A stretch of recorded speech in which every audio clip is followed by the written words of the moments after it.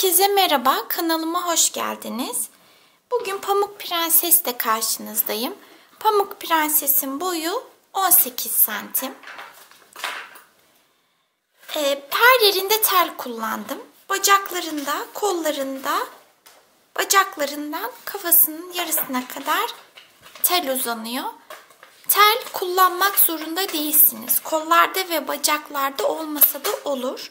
Ama gövdesinden kafasının bir kısmına kadar kullanmanızda fayda var. Çünkü kafasını tartmayabilir. Pamuklu ipler kullandım. Kullandığım tüm malzemeleri videoların açıklama kısmında belirtiyorum. Bebeği ördüm. Elbisesi, ayakkabısı, diğer tüm aksesuarları giydirilip çıkarılabiliyor. Yani göstereyim. Şöyle düğmeler var. Elbisede giydirip çıkarabilirsiniz. Ayakkabı da aynı şekilde.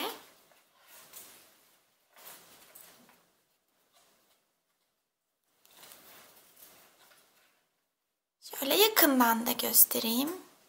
Tacını şöyle şuralarda zincir çektim.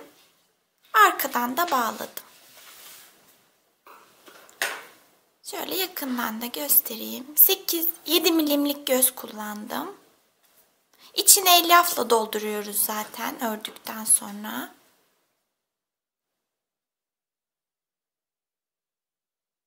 Ben ince bir iple ördüm bebeği. O yüzden 18 santim oldu. Daha kalın bir iple örerseniz boyu büyür. Şöyle de elması var. Bu şekilde. Şunu belirtmek istiyorum. Profilimde Instagram hesabımın linki bulunuyor.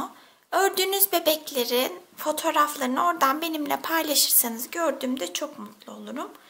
Yorum ve beğenilerinizi de eksik etmeyin lütfen. Dilerseniz Pamuk Prenses'i örmeye geçebiliriz. Kolay gelsin.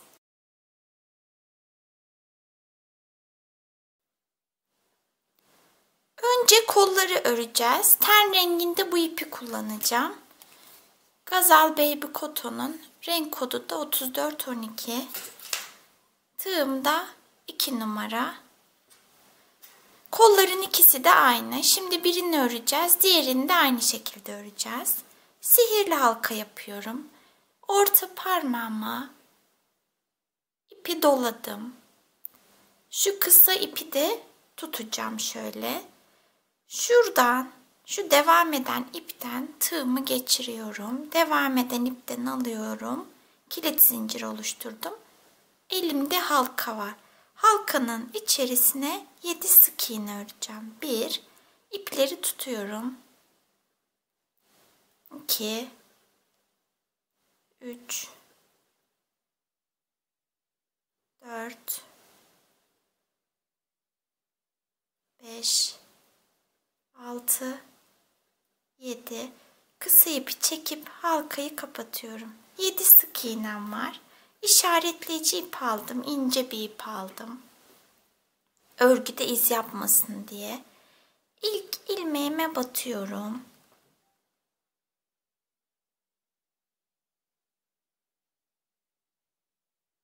Bir,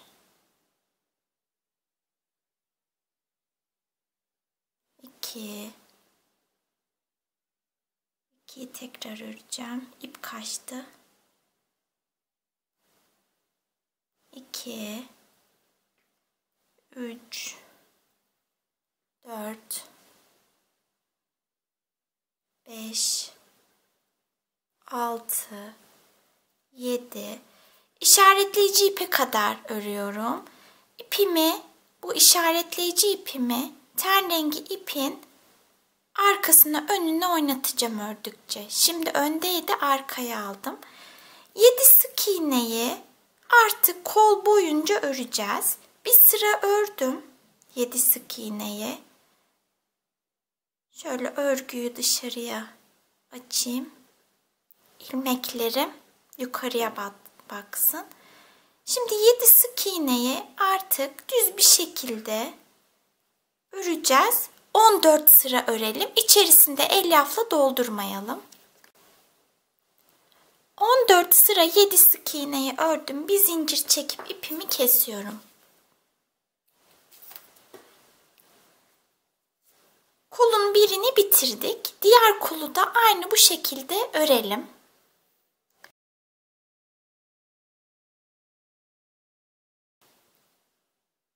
Şimdi bacağı öreceğiz. Önce sol bacağı öreceğim.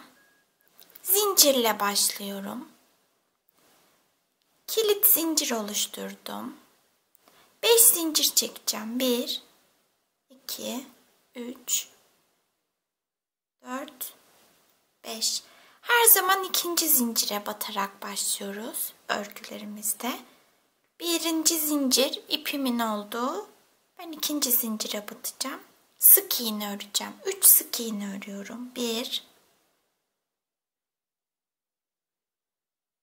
2, 3. Bir tane zincirim kaldı. Onun içerisine 3 kere batacağım. 3 sık iğne öreceğim. 1, aynı zincire 2. Üçüncüyü şöyle karşıya geçerek batacağım. Şöyle. 3 döndüm yani. Aynı ilmeği 3 kere battım. Şimdi karşıya örüyorum. 2 sık iğne öreceğim. 1,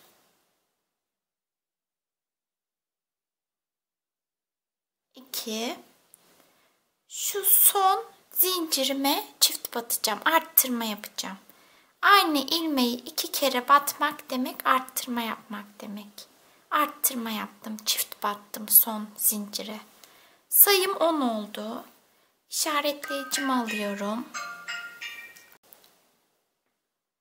Arttırmayla başlıyoruz. Bir tane arttırma yapıyorum. 2 sık iğne örüyorum. 1, 2, 3 arttırma yapıyorum.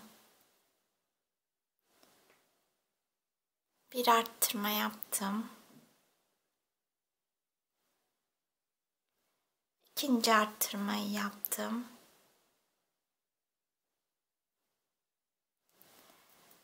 3 arttırma yaptım. 2 sık iğne örüyorum. 1, 2, bir arttırma yapıyorum. Şurada bir tane ilmek kaldı. Ona 3 kere batacağım. 1, 2, 3. Aynı ilmeğe 3 kere battım. Sayım 17 oldu. Bir sıra 17 sık iğneyi örelim. Bir sıra 17 sık iğneyi ördüm. 6 sık iğne örüyorum. 1, 2, 3, 4, 5, 6. Şimdi azaltma yapacağız. Azaltmayı şöyle yapıyoruz. Bizim ilmeklerimizde şöyle bir ön ilmek var. Bunlara filo diyoruz. Bir de arka ilmek var. Bilo diyoruz. Azaltmaları ön ilmeklerden yapıyoruz. 1, 2 tane ilmeğimin ön ilmeklerinden, filolarından aldım. İkisini aynı anda ipten çıkardım, azaltma yaptım. Bir azaltma yaptım. 7 sık iğne örüyorum. 1, 2, 3, 4, 5, 6, 7. 2 ilmeğim kaldı. Onlara da azaltma yapıyorum. Filolardan aldım. Sayımız 15 oldu. 5 sık iğne örüyorum. 1, 2, 3, 4, 5. 2 defa peş peşe azaltma yapıyorum. 1,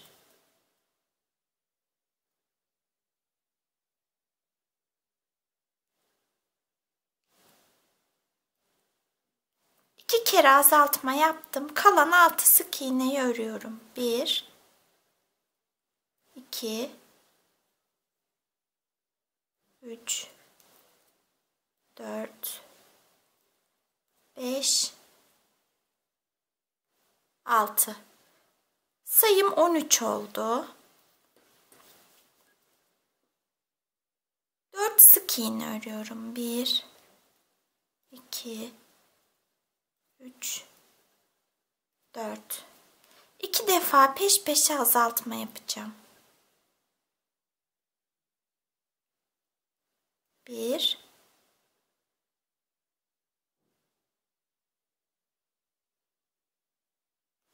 2 kere azaltma yaptım. 3 sık iğne öreceğim. 1, 2, 3. 2 ilmeğim kaldı. Onları da azaltacağım.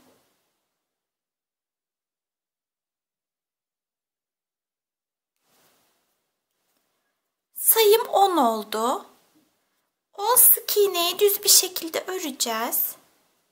Ama ben bacağa tel yerleştireceğim. Şöyle 20 santimlik tel kestim, 1,5 milimetre kalınlığında. Uçlarını şöyle iç tarafa kıvırdım ve kağıt bantla sardım. 2 tane olacak. Şöyle kağıt bandım var. Kağıt bant şart değil. Bant da olur. Koli bandı. Ya da iple de sarabilirsiniz. Şöyle sarıyoruz.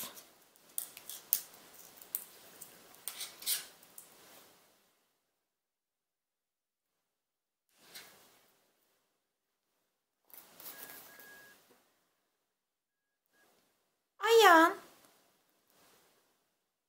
şeklini verelim. Şöyle ucunu biraz kıvırdım. Yerleştirdim. Biraz da elyaf yerleştireceğim içerisine. Şöyle. Çok sıkı doldurmamıza gerek yok. Tel var. Şimdi elyafı yerleştirelim. Sonra 8 sıra 10 sık iğneyi örelim. 10 sık iğneyi 8 sıra ördüm. İçerisinde elyafla doldurdum. 4-5 sırada bir elyaf dolduralım bacağa. Kolda kullanmamıştık. Bacakta kullanıyoruz elyafı. 9 sık iğne örüyorum. 1, 2, 3, 4, 5, 6, 7, 8, 9. Bir arttırma yapıyorum. Son ilmeğe çift batıyorum. Sayımız 11 oluyor. 7 sıra 11 sık iğneye örelim, içerisinde elyafla dolduralım. 11 sık iğneyi 7 sıra ördüm. Son sıradayım. Son sırada bir sık iğne örüyorum. Bir zincir çekip ipimi kesiyorum. Sol bacağımız bitti. Sağ bacağı da son sıraya kadar, yani bir sık iğne örmüştük, onu örmeyeceğiz. Son sırada sağ bacağın ilmek sayısı farklı olacak. Sol bacakta ördüğümüz gibi son sıraya kadar sağ bacağı da örelim. Sağ bacağı da sol bacakta olduğu gibi son sıraya kadar ördüm. Son sırayı 7 sık iğne öreceğim sağ bacakta. 1, 2, 3, 4, 5, 6, 7. İpi kesmiyorum. Gövdeyi sağ bacakla devam edeceğiz. Bacaklarımız bitti.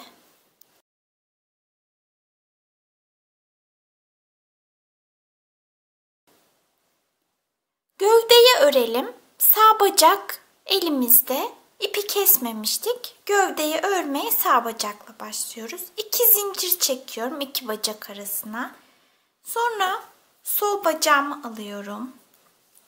Bacaklarımızda 11 sık iğne vardı. İpi kestiğimiz ilmeğe değil, yanındaki ilmeğe batıyoruz. 1, 2, 3, 4, 5, 6, 7, 8, 9, 10, 11 sık iğne ördüm sol bacağa.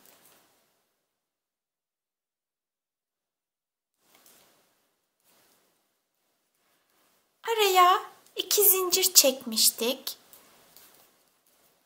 Düz yüzünü kendime çeviriyorum zincirlerin. Üzerine 2 sık iğne öreceğim. Zincirlerin üzerine. Biraz sıkı çekmişim. 1,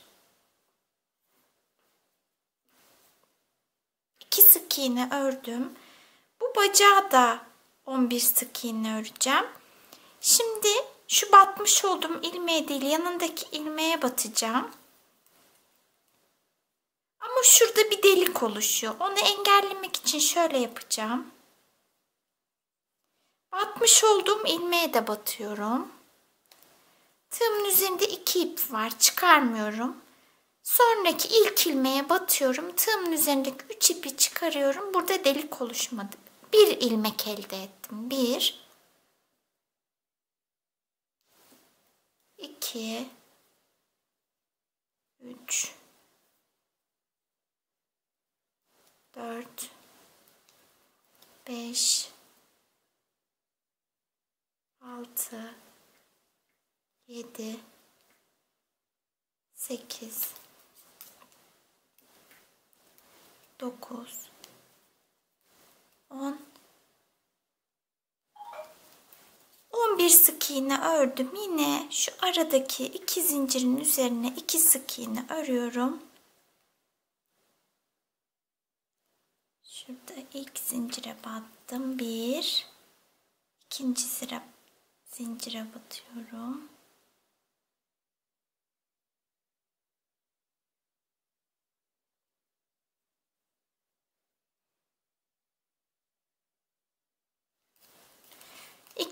Sayımız 26 oldu. Şimdi işaretleyici ipimi alacağım. İşaretleyici ipimizi yerleştirelim. 26 sık iğne elde etmiştik.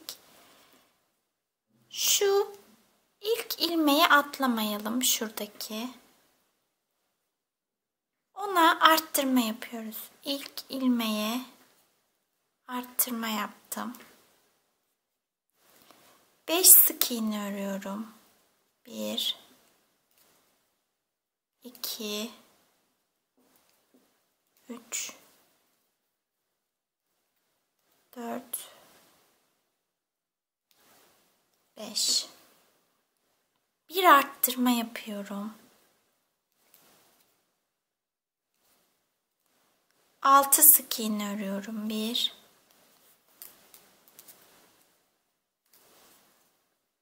2,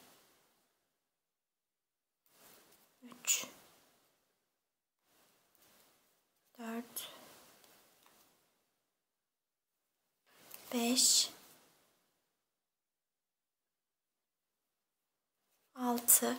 Şu dışarıda kalan ten rengi ipimizi içeriye alalım.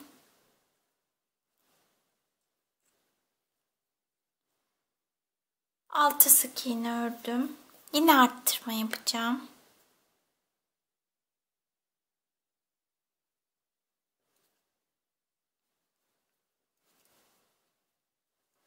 Beş sık iğne örüyorum. 1, 2, 3, 4, 5. Bir arttıracağım. 6 sık iğne öreceğim. 1, 2, 3, 4, 5, 6. Sayımız 30 oldu. 2 sıra 30 sık iğneyi öreceğiz. Sonra şu telleri birbirine saralım. 30 sık iğneyi 2 sıra ördüm. 3 sık iğne örüyorum. 1 2 3. Bir azaltıyorum. 3 sık iğne bir azaltmayı toplamda 6 defa öreceğim. Bir kere ördüm, 5 kere daha örelim. Sıranın sonunda sayımız 24 olacak. 3 sık iğne bir azaltmayı toplamda 6 defa ördüm. Sayım 24. Bir sıra 24 sık iğneyi örelim. Bir sıra 24 sık iğneyi ördüm. 2 sık iğne örüyorum. 1 2 bir azaltıyorum. 2 sık iğne bir azaltmayı toplamda 6 defa örelim. Sıranın sonunda sayımız 18 olacak. 2 sık iğne bir azaltmayı toplamda 6 defa ördüm. Sayım 18 oldu. 18 sık iğneyi 6 sıra örelim, içerisinde elyafla dolduralım. 6 sıra 18 sık iğneyi ördüm. 5 sık iğne öreceğim. 1 2 3 4 5. Kolun birini alıyorum. İç taraftan öreceğim. Bir koldan, bir gövdeden 3 sık iğne öreceğim. 1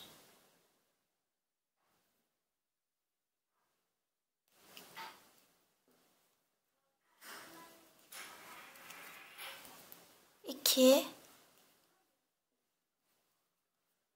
3 sık iğne ördüm.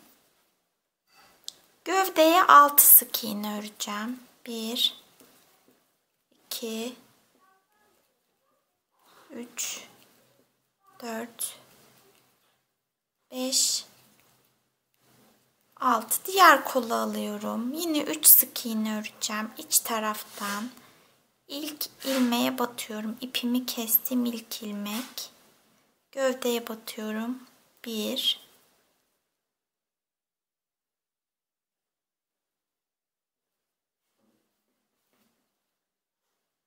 2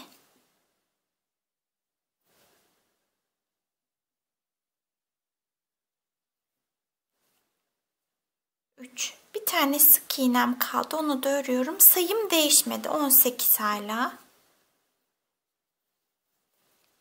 5 sık iğne örmüştük sırta. Tekrar örelim. 1 2 3 4 5. Kolda 7 sık iğnemiz vardı. 3 sık iğnesini önceki sırada ördük. Şimdi 4 sık iğne öreceğiz kola. 1 2 3 4. Gövdeye 6 sık iğne örmüştük. Onu örelim. 1 2 3 4 5 6. Kola 4 sık iğne öreceğiz. 1 2 3 4. Bir sık iğnemiz var şurada. Onu da örüyoruz. Sayımız 20. Kollara tel yerleştireceğim. 12 santimlik kadar bir tel kestim. Uçlarını içeriye kıvırıp bantladım. Şöyle kollara geçireceğim.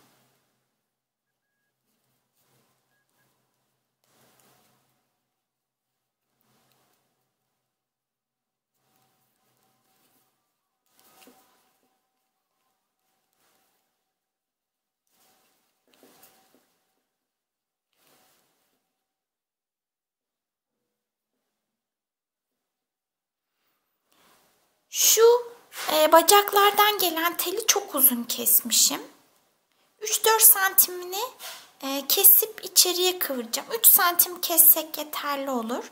İçeriye kıvıracağım. Bantla saracağım tekrar.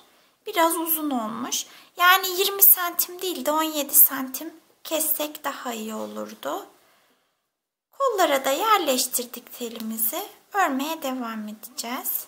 Bacakları 2 tane, kola 1 tane tel yerleştirdik. 5 sık iğne öreceğim. 1 2 3 4 5 2 defa peş peşe azaltma yapacağım. 1 2 kere azalttım. 6 sık iğne örelim. 1 2 3 4 5 6 2 defa azaltma yapalım. 1 2 bir sık iğnem kaldı. Onu da örüyorum. Sayım 16 oldu. 4 sık iğne örüyorum. 1 2 3 4 2 defa peş peşe azaltma yapacağım. 1 2 Bunu bir kere daha yapıyorum. 1 2 3 4 2 defa azaltma yapıyorum.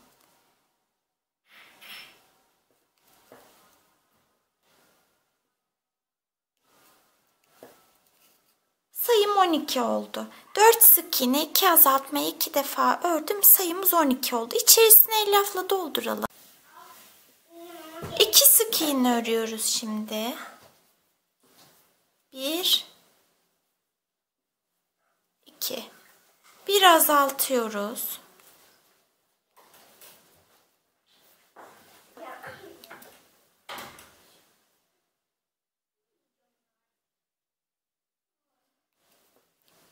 Bunu 3 kere tekrarlayacağız.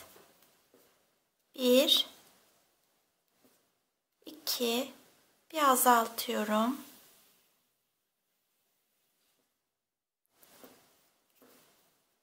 2 oldu. 1 2 sık iğne örüyorum. Bir de azaltıyorum. 2 sık iğne bir azaltmayı 3 defa ördüm. Sayımız 9 oldu. 2 sıra 9 sık iğneyi yapacağız. Boynu oluşturmuş olacağız. Sonra kafaya geçeceğiz. Şimdi 2 sıra 9 sık iğne örelim. İçerisinde elyafla dolduralım. 9 sık iğneyi 2 sıra ördüm. Artık gövde bitti. Kafaya geçiyoruz. Kafayı gövdeyle birlikte öreceğim. İp kesmeyeceğim. Şimdi 9 arttırma yapacağım. 1 2 9 ilmeğin her birine arttırma yapalım. Sıranın sonunda sayımız 18 olacak. 9 arttırma yaptım. Sayım 18 oldu. Şimdi bir sık iğne, bir arttırma yapacağım. Bir sık iğne, bir arttırmayı toplamda 9 defa öreceğim. Sıranın sonunda sayımız 27 olacak. Bir sık iğne, bir arttırmayı toplamda 9 defa ördüm. Sayım 27 oldu. Bu sırada bir sık iğne, bir arttırma, bir sık iğneye 9 kere öreceğim. Bir sık iğne, bir arttırma, bir sık iğne. Tekrarlayalım. Bir sık iğne, bir arttırma, Bir sık iğne. 2 kere ördüm. Toplamda 7 defa öreceğiz. Pardon, 9 defa öreceğiz. 2 kere ördüm. 7 defa daha öreceğim. Sıranın sonunda sayım 36 olacak. Bir sık iğne, bir arttırma, bir sık iğneyi toplamda 9 defa ördüm. Sayım 36 oldu. 5 sık iğne öreceğim. 1 2 3 4 5. Bir arttırıyorum. 5 sık iğne, bir arttırmayı toplamda 6 defa örelim. Sıranın sonunda sayımız 42 olacak. 5 sık iğne, bir arttırmayı toplamda 6 defa ördüm. Sayım 42. 3 sık iğne örüyorum. 1 2 3. Bir arttırıyorum. 3 sık iğne, bir arttırma, yine 3 sık iğne örüyorum. 1 2 3.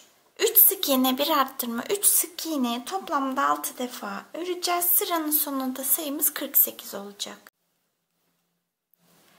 3 sık iğne, bir arttırma, 3 sık iğneyi toplamda 6 defa ördüm. Sayım 48 oldu. 48 sık iğneyi 3 sıra örelim. 48 sık iğneyi 3 sıra değil de 4 sıra ördüm.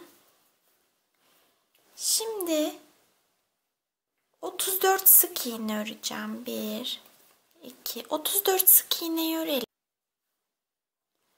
34 sık iğneyi ördüm. Bir zincir çekiyorum. Bir ilmek atlayacağım. 1 2 3 4 5 6 7. Bir zincir çekiyorum. Bir ilmek atlıyorum.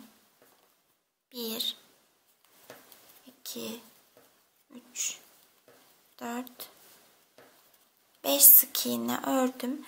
Şu ilmek atladığım boşluklara kilitli göz yerleştireceğim. O yüzden ilmek atladım. 2 tane ilmek atladığım için sayım 48'den 46'ya düştü. Şöyle baktığımızda bu ilmek sayılarını gözler gövdenin ön tarafına bakacak şekilde ayarladım. Şimdi 46 ilmeğimiz var. Sonraki sırada bu sayıyı tekrar 48'e çıkaracağız. Yine 34 sık iğneyi örelim. 34 sık iğneyi ördüm. Şu ilmek atladığım boşluğa geldim. O boşluğun içerisine bir sık iğne örüyorum. Sonra iki göz arasında 7 ilmek örmüştük. 7 ilmeği örüyorum. 1 2 3 4 5 6 7. Diğer boşluğa geldim. Boşluğun içerisine bir sık iğne ördüm. 5 sık iğnem vardı. 1 2 3 4 5. Sayım tekrar 48'e çıktı. Şimdi ben 48 sık iğneyi düz bir şekilde 5 sıra daha öreceğim.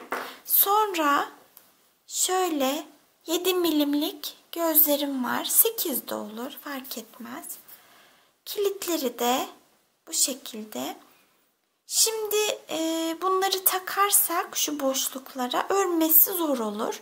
2-3 sıra örelim. Daha sonra gözlerimizi takalım. Kilitlerimizi de takalım.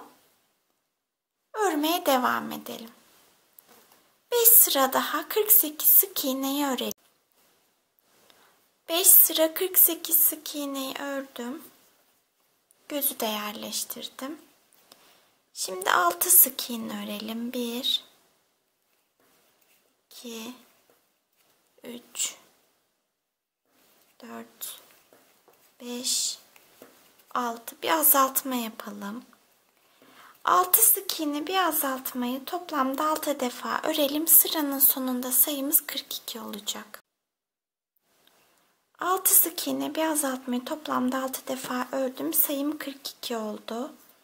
5 sık iğne örüyorum. 1 2, 3, 4, 5. Bir azaltıyorum. 5 sık iğne bir azaltmayı da 6 defa örelim. Sıranın sonunda sayımız 36 olacak. 5 sık iğne bir azaltmayı toplamda 6 defa ördüm. Sayım 36 oldu. 4 sık iğne örüyorum. 1, 2, 3, 4. Bir azaltıyorum. 4 sık iğne bir azaltmayı da toplamda 6 defa örelim. Sıranın sonunda sayımız 30 olacak. 4 sık iğne bir azaltmayı toplamda 6 defa ördüm. Sayım 30 oldu. 3 sık iğne örüyorum. 1, 2, 3. Bir azaltıyorum. 3 sık iğne bir azaltmayı toplamda 6 defa örelim. Sıranın sonunda sayımız 24 olacak. Kafanın içerisini elyafla dolduralım daha sonra. 3 sık iğne bir azaltmayı toplamda 6 defa ördüm. Sayım 24 oldu. İçerisinde elyafla doldurdum. 2 sık iğne örüyorum. 1, 2, bir azaltıyorum. 2 sık iğne bir azaltmayı 6 defa örelim. Sıranın sonunda sayımız 18 olacak. 2 sık iğne bir azaltmayı sıranın sonuna kadar ördüm. Sayımız şu an 18. Şimdi bir sık iğne bir azaltma yapacağız. Sıranın sonuna kadar 6 defa yapacağımız için sıranın sonunda sayımız 12 olacak. Son bir defa daha elyafla da dolduralım. Sıramızı 12 ile bitirelim. Bir sık iğne bir azaltmayı 6 defa ördüm. Sayımız 12 oldu. Son defa elyafla doldurdum. Bu sırada 6 azaltma yapacağım. Her bir ilmekte azaltma yapıyorum. 1, 2,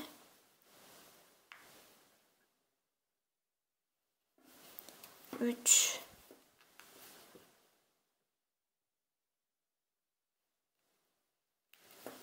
4,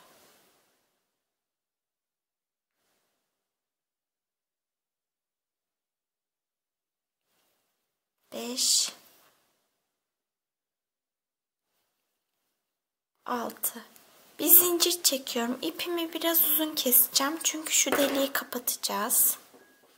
Şuradaki deliği kapatmak için tepedeki ipi biraz uzun kesiyorum.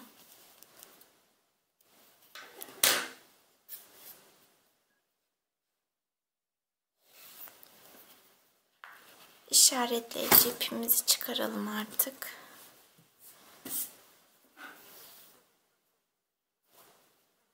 Şöyle büyük bir yorgan iğnem var. İğne olarak böyle büyük bir iğne kullanacağım. 6 sık iğnemiz var şu tepede. Her bir sık iğnenin ön ilmeklerinden ipimi geçireceğim. 1, 2,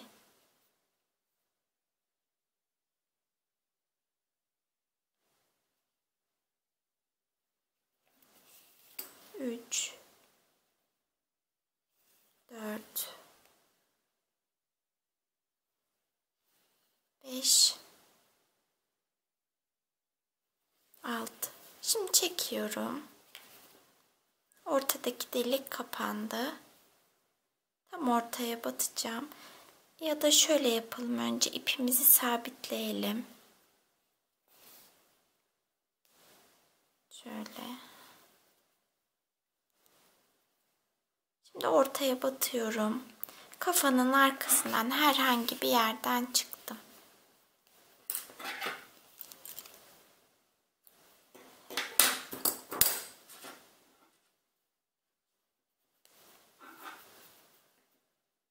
Kafayı da bitirdik. Şimdi göz çukuru oluşturalım. Zaten iğnemde ip vardı. O yeter diye düşünüyorum. Kafanın arkasından herhangi bir yerden, ama iplere şöyle batmayacağım. Şu boşluklara batacağım. Batıyorum. Gözün altından çıkıyorum. Şöyle biraz ip bıraktım. Sonra gözün altından karşıya çıkıyorum. Şöyle.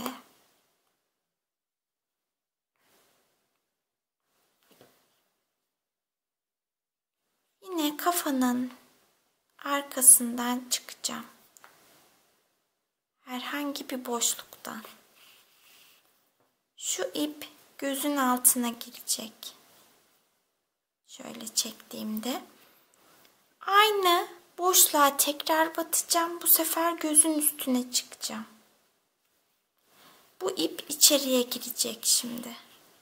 Aynı yere battığım için. Şöyle karşıya batıyorum.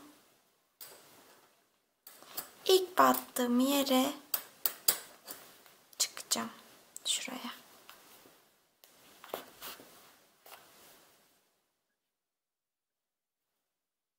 İpleri şöyle çekince göz çukurunu oluşturmuş oluyoruz. Şöyle.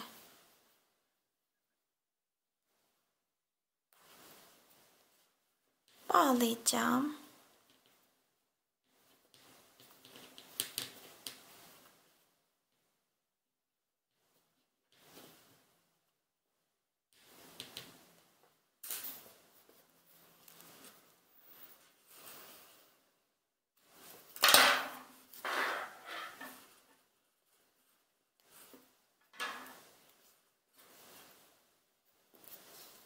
Bu ip yetmeyecek. Biraz daha ip kesiyorum. Aynı işlemi diğer gözde de uygulayacağız. Verdiğin ne kadar yoğunluk istiyorsanız çukurda ipinizi o kadar çekebilirsiniz. Ya da hiç çukurluk da vermeyebilirsiniz. Bu şekilde de kalabilir. Arkadan batıyorum herhangi bir yerden. Gözün altına çıkacağım. Bir parça ip bıraktım. Karşıya batıyorum. Herhangi bir yere tekrar batıyorum. Gözün altına girsin ip. Son battığım boşluğa tekrar batıyorum. Bu sefer gözün üstüne çıkacağım.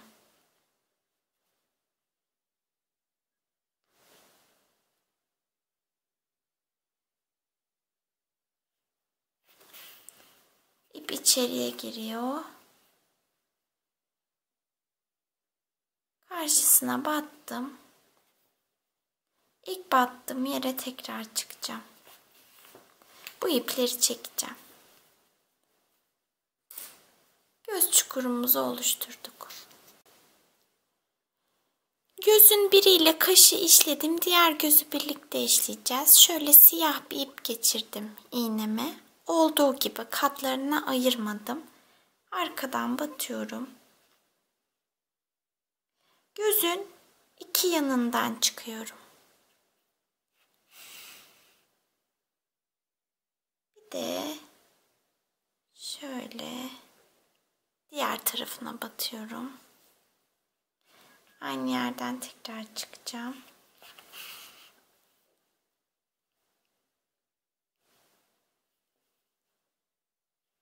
Tekrar aynı yere batıyorum. Bu sefer şöyle yapacağım.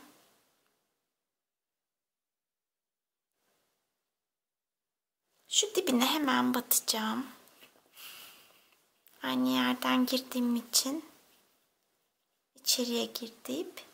Bir de şöyle şu uçtaki siyah ipin bir ilmek yukarısına çıkacağım. Şöyle.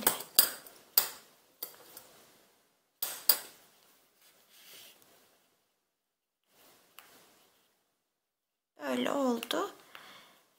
Böyle yaptığımızda şu siyah ip de gözün üstüne düşmemiş oluyor. Sonra bunları birbirine bağlayıp şöyle düğüm atıp keseceğiz. beyaz ipimi geçireceğim iğneme. Şu altındaki beyazlığı yapacağız. Beyaz ipi de iğneye geçirdim. Arkadan batıyorum. Şöyle gözün dibinden çıkacağım yine. Tam karşısına da batacağım. Aynı yere çıkacağım. Aynı yere çıkmakta zorlanıyorsak şöyle yapabiliriz. Çünkü gözün arkasındaki kilit zorluyor biraz. Şöyle de yapabiliriz. Şu da şöyle gözün altında kalacak şekilde. Şimdi siyah ipin şöyle 2 katını alacağız. Kaş için daha ince olsun istiyorum. Şöyle 2 katını iğneye geçirelim. 2 katını aldım siyah ipin. Şöyle yaptım diğer gözde. 1, 2, 3 ilmek yukarıya çıktım. 2 ilmek de çapraz. Sola doğru kaydım. Şöyle 3 ilmek yukarıya çıkalım. 1, 2, 3. 2 ilmek yana, 1 ilmek de aşağıya. Eğim vermiş oluyorum. Şöyle. Aynı yere çıkıyorum. Aynı yere çıkmamızdaki amaç ipler içeriye girsin diye. Bunları birbirine düğümledikten sonra içeriye çekeceğiz.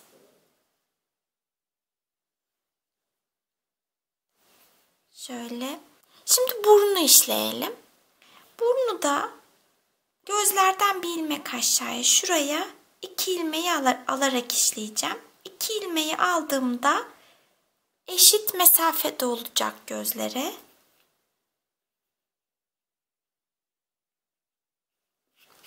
Şöyle 1, 2 ilmek aldım. 1, 2,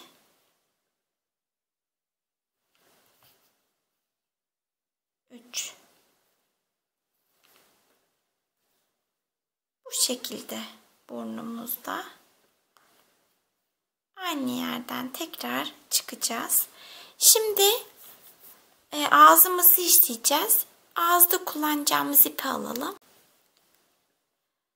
Ağız için şöyle kırmızı bir ip aldım. 2 katını aldım. Arkadan batıyorum. Yine 2 ilmeği kullanacağım. Burnun 1 ilmek aşağısına battım.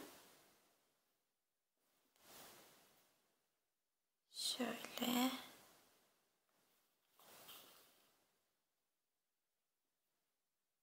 İki ilmek kullandım. Tekrar batacağım.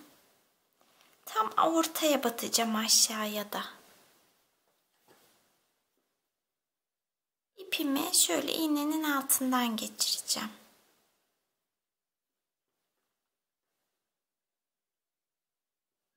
İğnenin altından geçiriyorum.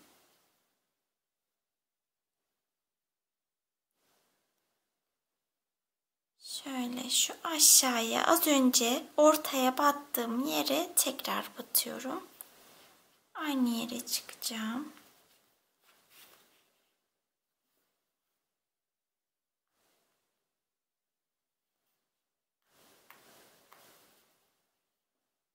Ağzımız da bu şekilde olacak. Burnuna çok yakın derseniz 1 ilmek aşağıya da işleyebilirsiniz. Belki ben de sonra değiştiririm ama bu şekilde işleyeceğim ağzı. Şimdi saçı, peruğu yapmaya geçebiliriz. Şimdi peruğu öreceğiz. Bir kilit zincir oluşturdum. 9 zincir çekeceğim. 1, 2, 3, 4, 5, 6, 7, 8, 9. İlk zincire değil, ikinci zincire batıyorum. Arttırma yapıyorum. Bir arttırma yaptım. 6 sık iğne örüyorum. 1, 2, 2 3 4 5 6. Son kalan zincirime 4 kere batacağım. 1 2. Aynı zincire 2 kere battım. Karşıya geçiyorum. Aynı zincire üçüncüye batıyorum. 4. 4 kere battım. Son zincire. Şimdi şu karşıya 6 sık iğne öreceğim.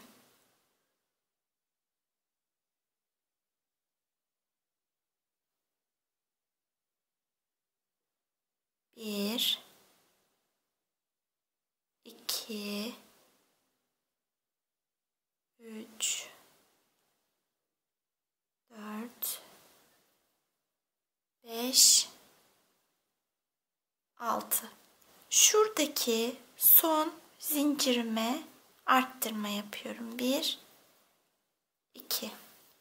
Sayımız 20 oldu. Şimdi bu 20 sık iğneye üzerlerine, her birinin üzerine saç öreceğiz.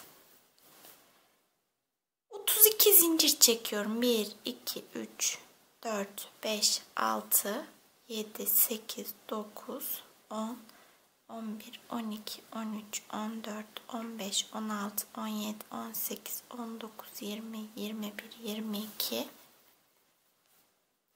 23 24 25 26 27 28 29 30 31 32. Tığımın üzerine ip alıyorum. Tekli trabzanlar yapacağız. Birinci değil, ikinci değil, üçüncü zincire batacağım. Şuraya.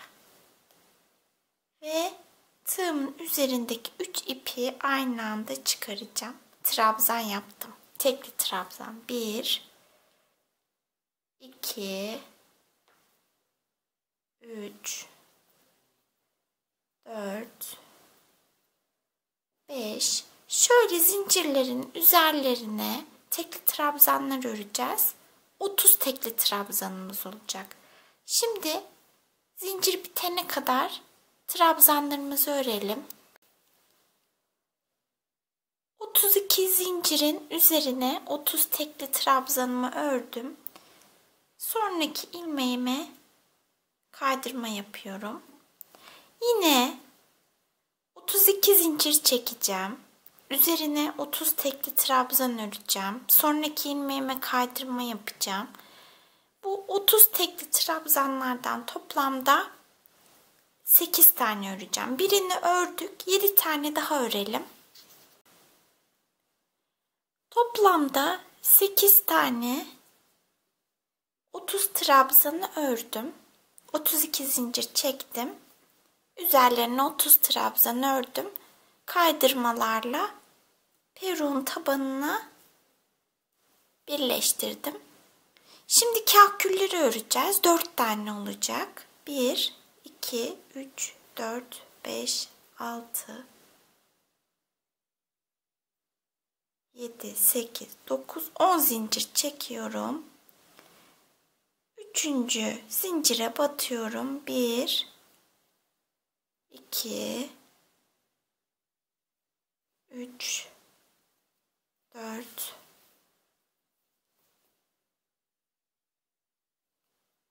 5 6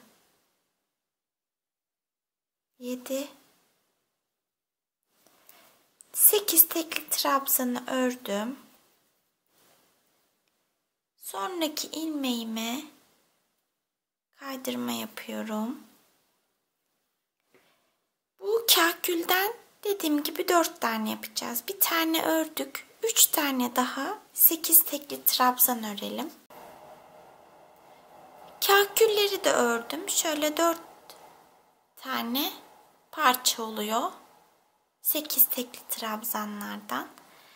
Şimdi şurada 8 tane 30 tekli trabzan örmüştük. Buraya da aynı şekilde 8 tane öreceğiz. 30 tekli trabzanı ipimizi keseceğiz. Perumuz oluşmuş olacak. Peruğu şöyle ters bir şekilde kafaya dikeceğim. Tersini kullanacağım. Yani şöyle açtığımızda saçlarımızı şöyle içeriye doğru kıvrılacak görüntü olarak. Şimdi 8 tane daha 30 tekli trabzanı şu karşıya örelim. Peruğu bitirdim. İğnelerle kafaya sabitledim. Şöyle taban kısmını dikeceğiz şimdi. Saçın yan taraflarını önce şunu söyleyeyim. Şu tabanı şuna göre ayarladım. Tam 2 kaşın ortasından yukarıya zaten tepe noktasına teğet geçecek.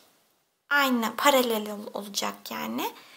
5 ilmekle yukarıya çıktım kaştan. Yerini öyle belirledim.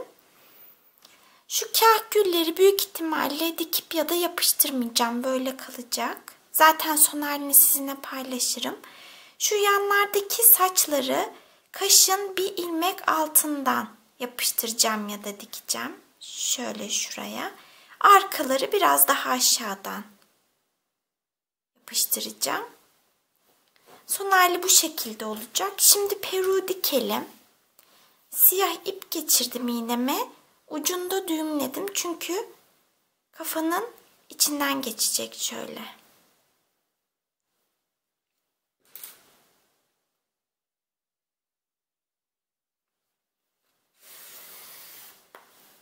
Kafanın içine girdi düğüm attığımız için. Bir kafadan alacağım, bir peruktan alacağım dikerken. Şöyle.